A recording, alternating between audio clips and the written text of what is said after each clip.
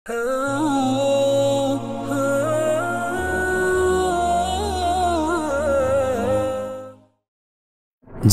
হুরদের সাথে সহবাস কিভাবে হবে? প্রিয় বন্ধুরা, জান্নাতে কি সন্তান জন্মাবে? জান্নাতীরা কিভাবে হুরদের সাথে সহবাস করবে? প্রথম উত্তর হলো, জান্নাতে সন্তান জন্মাবে যদি আপনি চান, তাহলে আপনি সন্তান নিতে পারবেন। আর সন্তানের বয়স হবে 33, আর আপনার বয়স হবে 33। এখানে একটা প্রশ্ন থেকেই যায়, জান্নাতে যদি বীর্য নির্গত না হয় তাহলে সন্তান হবে কিভাবে? এর উত্তর শুনে আপনি অবাক হয়ে যাবেন। তার আগে কিছু বিস্ময়কর ঘটনা ঘটবে জান্নাতের বাজারে। সেই ঘটনা সম্পর্কে আজ আমরা জানাব, এবং তারপর জান্নাতে হুরদের সাথে সহবাসে সন্তান লাভ কিভাবে হবে সেই সম্পর্কে জানাব। তাই ভিডিওটি একটু ধৈর্য ধরে শুনুন, তাহলে অনেক কিছু অজানা বিষয় জানতে পারবেন। তবে হযরত সাঈদ ইবনে মুসাইয়াব রাদিয়াল্লাহু আনহু থেকে বর্ণিত যে একদিন বাজারে হযরত আবু হুরায়রা রাদিয়াল্লাহু আনহুর সাথে তার দেখা হয়।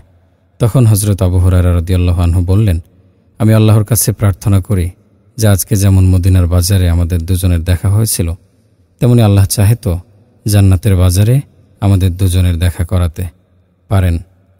তখন সাঈদ ইবনে মুসাইয়াব রাদিয়াল্লাহু আনহু জিজ্ঞেস করলেন, জান্নাতেও কি বাজার থাকবে?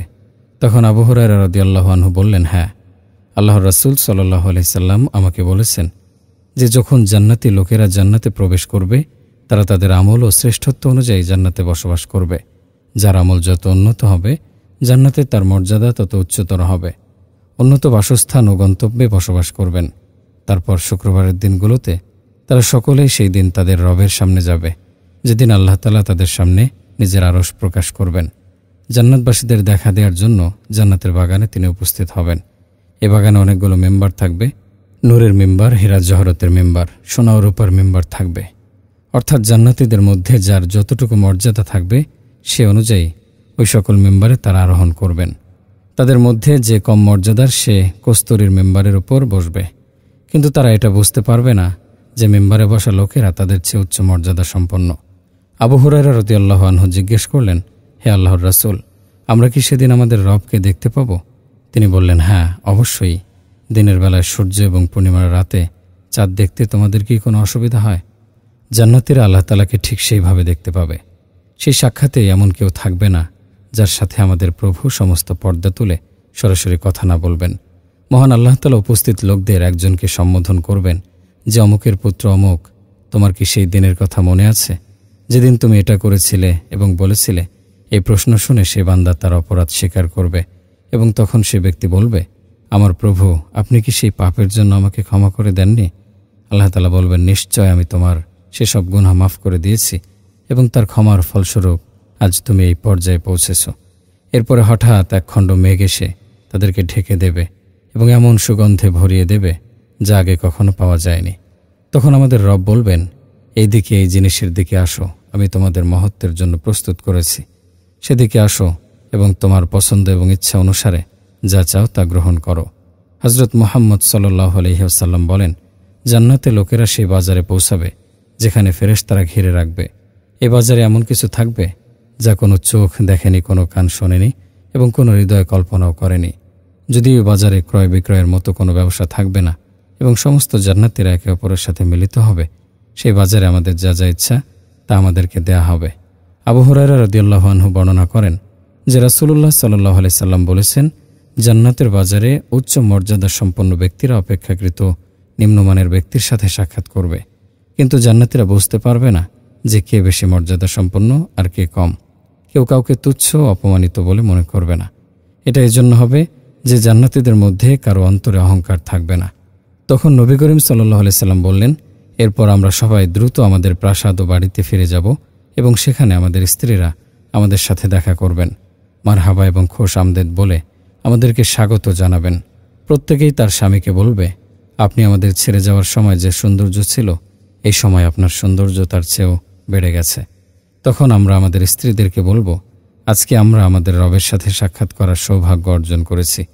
ইসলামিক কিতাবসমূহে উল্লেখ আছে যে একজন নেককার মহিলা যদি সে বিবাহিত হয়, তবে জান্নাতে সে তার নিজের স্বামীর সাথেই থাকবে এবং তার স্বামীর সাথে থাকা হুরদের নেতা হবেন, এবং আল্লাহ এই মহিলাকে তাদের সকলের মধ্যে সবচেয়ে সুন্দর করে দেবেন।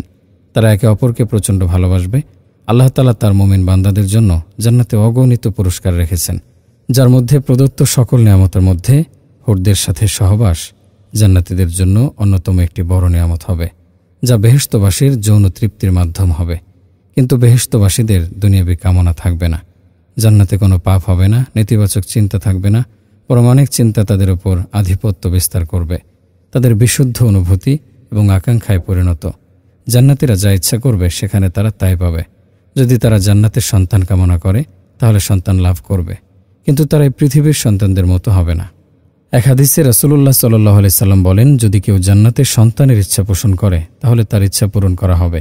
তবে গর্ভবতী হওয়া সন্তান প্রসব করার সাথে সাথে সন্তানের বয়স 30 বছর হয়ে যাবে। অপর এক হাদিসে রয়েছে, জান্নাতীরা সহবাস করার ফলে তাদের বীর্য নির্গত হবে না, বরং তাদের শরীর থেকে মিশকের সুগন্ধযুক্ত ঘাম বের হবে এবং সেখান থেকে গর্ভবতী হবে। এভাবেই জান্নাতের সন্তান লাভ করবে।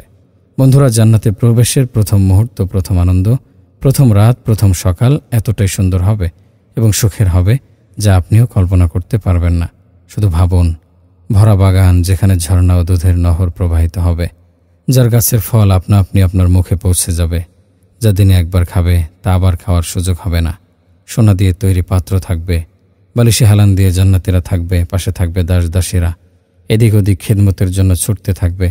মদের পেয়ালায় মদ পান করবে, সেই মদ পবিত্র হবে এবং তাতে কোনো নেশা থাকবে না। যখন জান্নাতীরা জান্নাতে প্রবেশ করবে চারিদিক থেকে শান্তির ডাক আসবে। জান্নাতের প্রথম মুহূর্ত, প্রথম আনন্দ জান্নাতীদের হতবাক করে দেবে। নিজের চোখকে বিশ্বাস করতে পারবে না। তারা অবাক হয়ে বলবে, আল্লাহ, এ কেমন জায়গা, এত সুন্দর ধরনী হতে পারে। একবার ভাবুন, রক্তের সম্পর্ক আত্মীয়রা, অর্থাৎ বাবা মা, ভাই বোন, স্ত্রী, সন্তান, যাকে এক ঝলক দেখার জন্য দুনিয়াতে 100 বছর অপেক্ষা করেছিলেন, হঠাৎ তারা একদিন আপনার সামনে আবির্ভূত হন। তখন আপনার আনন্দের সীমা থাকবে না। অনুভব করুন, যখন আপনার সামনে সব ধরনের খাবার রাখা থাকবে আর আপনি সবার সাথে খেতে বসবেন, খাবারের প্রতিটি লোকমা অসাধারণ হবে। এরপর হঠাৎ সেই দৃশ্য দেখা যাবে, যে দৃশ্যের সামনে জান্নাতের মতো মূল্যবান নিয়ামত অনর্থক মনে হবে। এটি সেই মুহূর্ত হবে যখন মহান আল্লাহ তাআলা জান্নাতবাসীদের সাথে দেখা দেবেন। সেই মুহূর্তের আনন্দ ও সৌন্দর্যের সামনে সব সুন্দর দৃশ্য হারিয়ে যাবে। আল্লাহ তাআলা আমাদের প্রত্যেক ঈমানদারকে কবুল করুন এবং আল্লাহ যেন কোনো ঈমানদারকে এই দৃশ্য থেকে বঞ্চিত না করেন। আমিন।